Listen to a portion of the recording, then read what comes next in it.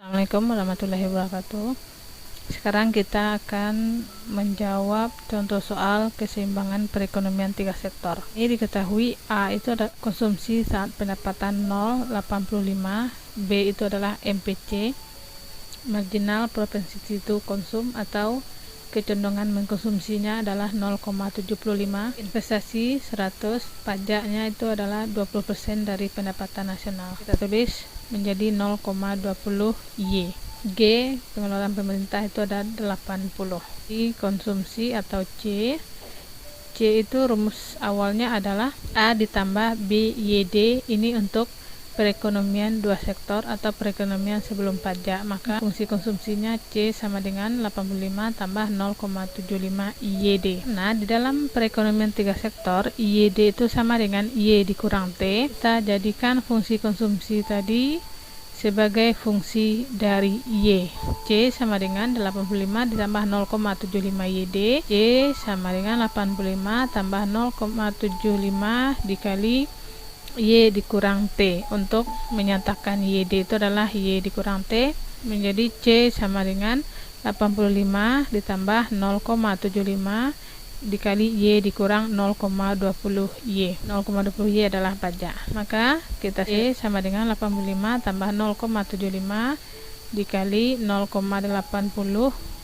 0,80 ini datangnya dari Y dikurang 0,20, maka dapatlah 0,80. Fungsi konsumsi yaitu C sama dengan 85 ditambah 0,60 Y. 60 Y ini datangnya dari 0,75 kali 0,80. Maka dapatlah fungsi konsumsi untuk perekonomian tiga sektor. Fungsi tabungan atau fungsi saving S, rumus awalnya itu adalah S sama dengan min A ditambah MPS dikali YD, atau min A ditambah 1 dikurang B dikali YD. 1 ini adalah MPC tambah MPS sama dengan 1, sedangkan B ini adalah MPC. Maka untuk mencari MPS, rumusnya adalah 1 dikurang B, kita kalikan dengan YD. Fungsi saving sama dengan min 85 ditambah 0,25 YD. Untuk perekonomian dua sektor atau perekonomian sebelum ada pajak. Dalam perekonomian tiga sektor, kita kurangkan dengan pajak, maka kita buat fungsinya fungsi tabungan sebagai fungsi dari Y. S sama dengan min 85 ditambah 0,25 YD. YD itu adalah Y dikurang T. S sama dengan min 85 tambah 0,25, kita kalikan dengan Y dikurang 0,20 Y. Y dikurang 0,20 Y ini 0,80 Y. Kalikan dengan 0,25, fungsi saving itu atau fungsi tabungan itu min 85 ditambah 0,20 Y. Mencari keseimbangan perekonomian tiga sektor. Secara agregat kita lihat dulu, itu rumusnya adalah Y sama dengan C ditambah I ditambah G. Kita masukkan angka yang sudah kita cari tadi. C nya itu adalah 85 ditambah 0,60 Y ditambah I nya 100 ditambah G nya 80.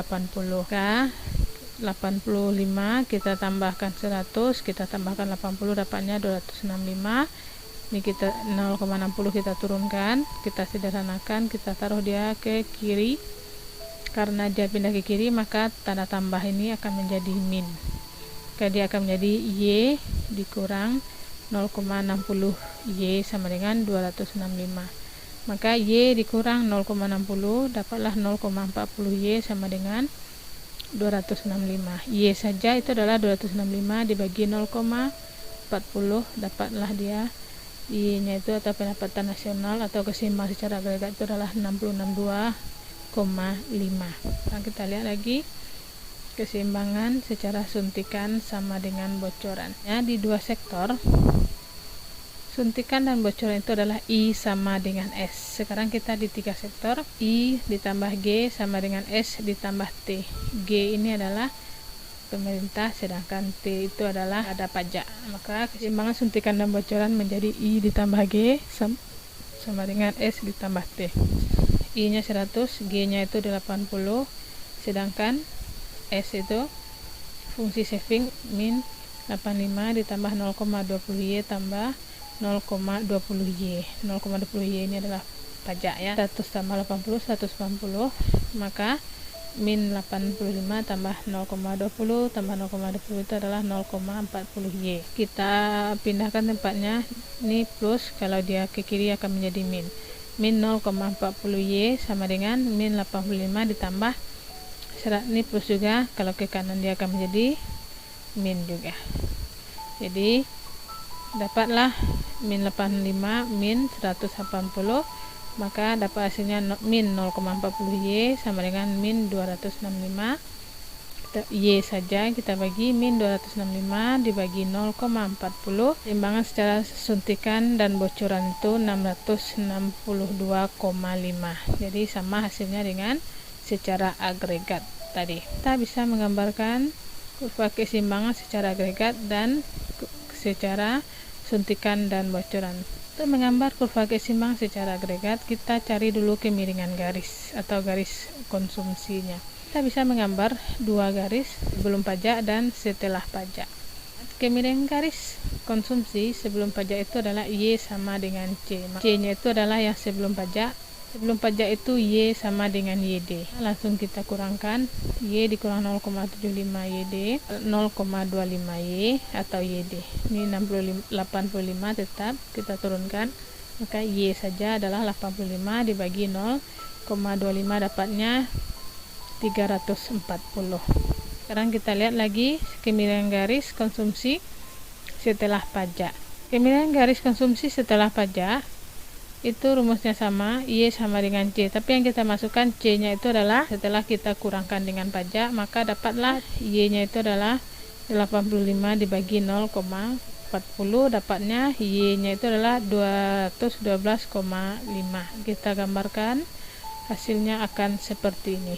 Kita lihat cara menggambarnya itu adalah yang garis tegak lurus ini adalah garis AE atau pengeluaran agregat atau agregat expenditure.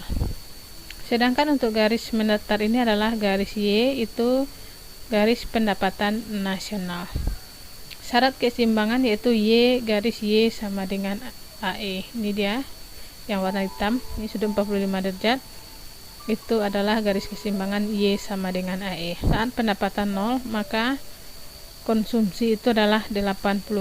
Garis sebelum pajak tadi ini dia yang warna biru. Ini kemiringan garisnya itu adalah 340. C sama dengan 85 tambah 0,75 YD. Saat pendapatannya 0, konsumsinya masih 85, maka kemiringan garisnya itu adalah 212,5. Dapatlah garis warna hijau.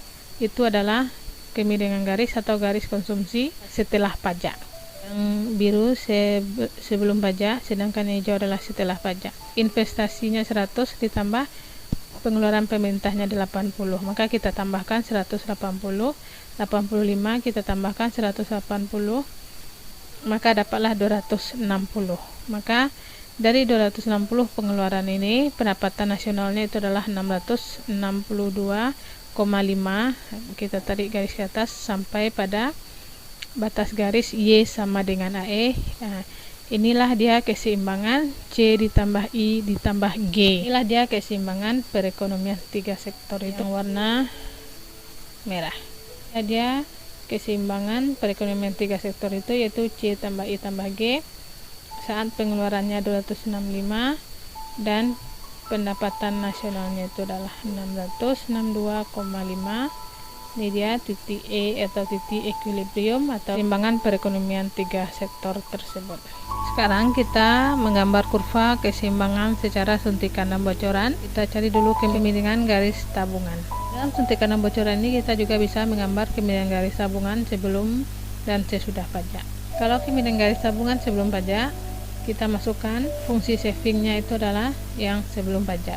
Rumus untuk kemiringan garis tabungan itu adalah S itu sama dengan 0. Setelah kita masukkan fungsi tabungan atau fungsi saving sebelum pajak, dapatlah Y-nya itu 340. Kemiringan garis setelah pajak S sama dengan 0, maka yang kita masukkan fungsi savingnya itu adalah yang setelah pajak, maka S-nya sama dengan 0, min 85 tambah 0,20 Y kita sederhanakan, dapatlah Y-nya itu Y-nya 425. Kurvanya akan seperti ini. Untuk garis vertikal ini yang berdiri garis suntikan dan bocoran, sedangkan yang mendaftar garis Y atau pendapatan nasional. Saat Y atau pendapatan 0, maka savingnya itu min 85. Warna merah itu adalah garis saving atau garis tabungan sebelum pajak. Kemudian garisnya tadi adalah 340. Untuk yang warna hijau, garis saving atau garis tabungan setelah pajak. Kemudian garisnya tadi adalah 425. Sedangkan yang warna kuning itu adalah I ditambah G 180. I nya 100, G nya itu 80, jadi 180. Dari 0 kita mulai 180. Dapatlah dia garis I ditambah G atau keseimbangan suntikan dan bocoran itu di kemiringan garis setelah pajak tadi, di Y nya itu sama dengan 662,5. Inilah yang dikatakan dengan keseimbangan perekonomian 3 sektor pada kurva suntikan dan bocoran. Poin E, mencari besar konsumsi. C, besar tabungan dan besar pajak. Kita mencari besar konsumsi sebelum pajak. Kita masukkan fungsi konsumsinya yang sebelum pajak, YD-nya tadi atau keseimbangan pendapatan nasionalnya 662,5 kita kalikan, maka dapatlah besar konsumsinya sebelum pajak 581,9. Besar konsumsi setelah pajak, C sama dengan 85 tambah 0,60 Y. Maka Y nya itu kita ganti dengan nilai Y yang kita dapat di atas, maka dapatlah hasilnya konsumsi setelah pajak itu adalah 480. Di sini kita lihat akibat adanya pajak, ini sebelum adanya pajak itu konsumsi itu berkurang. Sekarang kita lihat lagi besar tabungan. Besar tabungan sebelum pajak, kan fungsi saving atau fungsi tabungannya yang sebelum pajak. Sebelum pajak YD itu sama dengan Y. Dapatlah savingnya 80,6. Ini setelah pajak kita masukkan fungsi savingnya itu yang setelah pajak, yaitu S nya min 85 ditambah 0,20 Y. Ganti Y itu dengan nilai Y yang kita dapat di atas, dapatlah S nya itu 47,5. Maka setelah pajak saving juga berkurang, yang awalnya savingnya 80,6, setelah pajak itu hanya menjadi 47,5. Sedangkan besar pajak itu tadi adalah 20% dari Y. Kita jadikan desimal menjadi 0,20. Y nya 662,5, maka besar pajaknya 132,5. Itu besar pajak pada pendapatan nasional 662,5.